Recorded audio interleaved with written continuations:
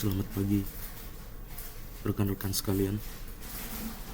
Kali ini saya akan memberikan tutorial sosialisasi sekaligus juga mencontohkan fungsi dari form yang akan diisi. Jadi ini nanti kita gunakan sebagai pemetaan aktivitas dan matriks otorisasi kedepannya. Fungsinya yaitu mengumpulkan seluruh data dari teman-teman sekalian untuk nanti didata ulang dan kita akan putuskan bersama dengan manajemen bahwa matriks otorisasi yang akan diberlakukan ke depannya adalah apa yang kita kumpulkan bersama ya. Ini juga sekaligus untuk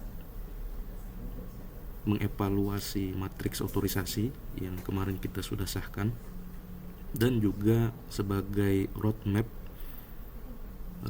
kegiatan, roadmap dari aktivitas yang nanti berfungsi kita terapkan pada sistem digital ya, termasuk juga ERP yang akan kita adakan ke depannya. Baik, tanpa panjang lebar, yang pertama teman-teman buka nanti di link yang ada di email ya. Kemudian kita tentukan dulu sebagai yang mengisi. Kalau di sini kita contohkan adalah FAT, nama lengkap ya.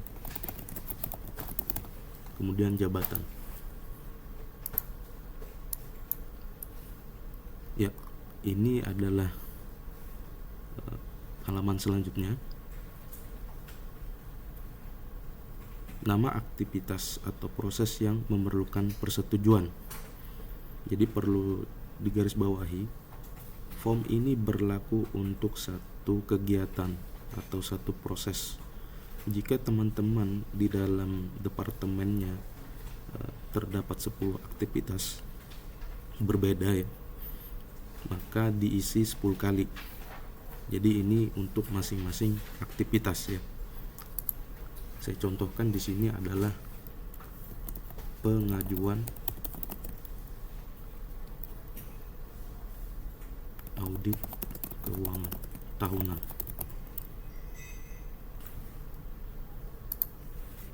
Deskripsinya ya, kita sampaikan bahwa audit dilakukan untuk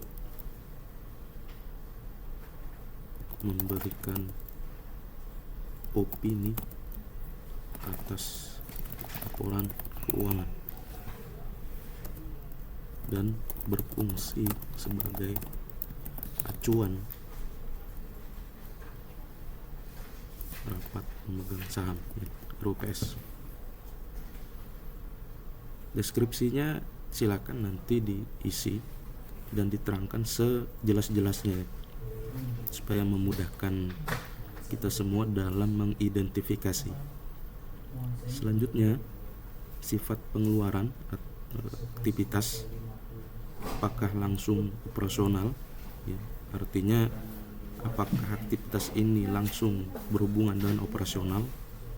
Kalau di sini dicontohkan barang atau jasa yang secara langsung dan esensial digunakan dalam kegiatan inti yang menghasilkan pendapatan perusahaan, bahan bakar, suku cadang, dan lain-lain. Atau yang kedua, penunjang atau supporting ya, barang atau jasa yang mendukung fungsi umum perusahaan, dan ini tidak berhubungan langsung dengan operasional. Atau yang ketiga, non nominal ya, aktivitas atau keputusan yang tidak memiliki nilai moneter langsung tetapi memiliki dampak operasional, strategis, hukum, atau risiko reputasi. Ini seperti surat ya, surat menyurat. Nah, kalau dalam hal ini saya akan pilih penunjang karena tidak berhubungan langsung dengan operasional. Selanjutnya, apakah aktivitas ini memiliki nilai moneter? Ya, untuk aktivitas yang saya ajukan ini memiliki nilai moneter. Jadi saya akan masukkan di sebagai contoh di sini ya, 10 sampai 100. Kemudian jika tidak memiliki nilai moneter, jelaskan kriteria atau dampak ya, yang menentukan tingkat persetujuan. Nah, ini karena sudah saya pilih di atas memiliki nilai moneter, maka saya isi saja tidak. Selanjutnya, ini adalah alur persetujuan yang ada saat ini. Memperhatikan atau tidak mengenai matriks otorisasi, isi saja kondisi yang ada saat ini. Ya, nanti inilah yang akan kita jadikan sebagai bahan evaluasi ya, dan menentukan matriks otorisasi di masa mendatang. Jadi pendataan ini akan bersifat komprehensif dan memetakan setiap kegiatan di seluruh departemennya. Jadi ini yang pertama diinisiasi oleh staf ya. Ini yang ada di tempat saya. Kemudian pada level 1 approver, langsung supervisor karena tidak ada foreman. Kemudian ke Aldo ya, kalau di tempat saya jadi manajer. Selanjutnya di finance director, dan final ya, approver final ada di presiden direktur. Ini yang terjadi saat ini ya, tanpa merujuk ke matriks otorisasi. Selanjutnya, nah sebelum dilanjutkan, bisa jadi kondisi di masing-masing departemen berbeda. Silakan nanti disesuaikan dengan kondisi yang sebenarnya ya. Selanjutnya, apakah persetujuan ini memerlukan persetujuan lintas departemen? Kalau iya, jelaskan ya. Saya mungkin coba masukkan, karena ini audit nanti akan melibatkan departemen lain, artinya nanti personel dari auditor datang ke site, sehingga membutuhkan yang namanya supporting ya, dari teman-teman HGA dalam hal akomodasi ya, kemudian perizinan ke HSE ya. Jadi silakan nanti disebutkan saja departemen HGA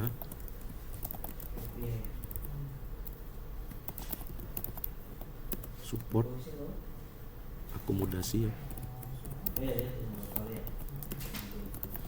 departemen HSE support perizinan. Silakan nanti diisi, kalau tidak ada ya dikosongkan saja, atau tulis tidak ada, karena ini form wajib diisi, jadi tulis tidak ada kalau tidak terdapat departemen lainnya. Ini sebagai contoh saya bubuhkan 2 departemen. Selanjutnya dokumen pendukung ya, di dokumen pendukung dalam pengajuan konteksnya yang tadi saya isi terkait audit keuangan, saya akan pilih nota usulan ya. Kemudian proposal, karena biasanya kita dapat proposal ya. Kemudian ini belum ada kontrak dan invoice, jadi saya isi ini dulu ya sebagai dasar saya dalam mengajukan pengadaan audit keuangan. Selanjutnya, apakah ada catatan khusus ya terkait aktivitas atau alur persetujuan? Ya, ini bisa diisi dengan kalau saya isi dengan kegiatan ini dilakukan setiap tahun 1 kali. Ini kalau ada kondisi lain, kritik dan atau masukan silahkan dibubuhkan. Jika sudah, kita submit. Ya, data sudah masuk untuk satu aktivitas. Sekali lagi, ini hanya untuk satu aktivitas. Silakan nanti teman-teman mengisi setiap aktivitas yang terdapat di departemennya, ya, untuk kita data ulang sebagai bahan evaluasi matrik otorisasi dan juga sebagai dasar kami dalam membuat nanti digitalisasi sistemnya. Nanti role atau approval flow-nya nanti akan berdasarkan data yang kita kumpulkan. Kemudian kita akan bahas bersama nanti dengan manajemen, ya, dan nanti akan diputuskan dan akan melahirkan matrik otorisasi terbaru, begitu ya. Demikian teman-teman, jika ada pertanyaan silakan menghubungi departemen kami di FAT. Terima kasih.